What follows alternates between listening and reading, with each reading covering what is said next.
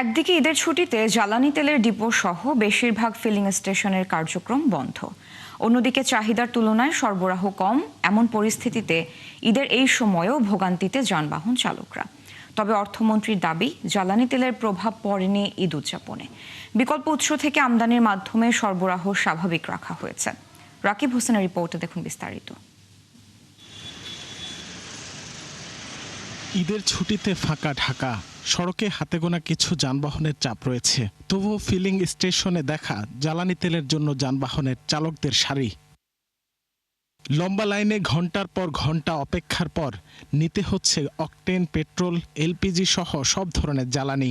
একদিকে ঈদের ছুটিতে জ্বালানি তেলের ডিপো সহ বেশিরভাগ ফিলিং স্টেশনের কার্যক্রম বন্ধ, অন্যদিকে চাহিদার তুলনায় সরবরাহ কম। আমাদের যদি বিজনেস সপ্তাহে পার ডে 20,000 টাকা করে লস, তো পার ডে আমরা 40,000 টাকা যদি বিজনেস না করতে পারি 2 দিনে, এরকম হয়ে থাকলে তো আমরা তো তরুণ সমাজ যারা বিজনেস করতেছে আমরা পুরো ধ্বংসের পথে।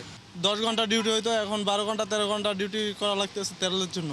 আমরা তো রাইড শেয়ারিং করি, এভাবে যদি আমরা দিনে 300 টাকা বা 500 টাকা তেল পাই, আমরা কতটুকু আমরা গাড়ি চালাতে পারি?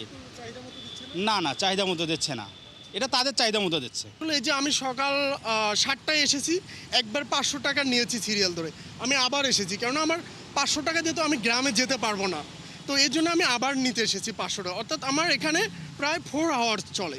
আমাদের তো স্টক কম না, আমাদের তো মাত্র 24,000 আর 14,000 দেখতে। হ্যাঁ, এগুলো তো ঈদের দিন থেকে 5টা থেকে আমরা দিতে থাকছি। চট্টগ্রামে ঈদ উদযাপন করেছেন অর্থ ও পরিকল্পনা মন্ত্রী আমির খসরু মাহমুদ চৌধুরী। রবিবার নিজ বাসায় কথা বলেন তিনি। জানান, নিজস্ব সক্ষমতার পাশাপাশি বিকল্প উৎস থেকে আমদানির মাধ্যমে জ্বালানির সরবরাহ স্বাভাবিক রাখা হচ্ছে। ইতিমধ্যে কিছু আপনারা দেখতে পাচ্ছেন, বিভিন্ন দেশ থেকেও আমাদের জ্বালানি আসতে শুরু করেছে। অন্য প্রকিউরমেন্টগুলো আমরা চেষ্টা করছি। আর দেশের মধ্যে তো আমাদেরকেও আমার দেশের মধ্যে অনেকটা আমাদেরকে স্বাবলম্বী হওয়ার চেষ্টা করতে হবে।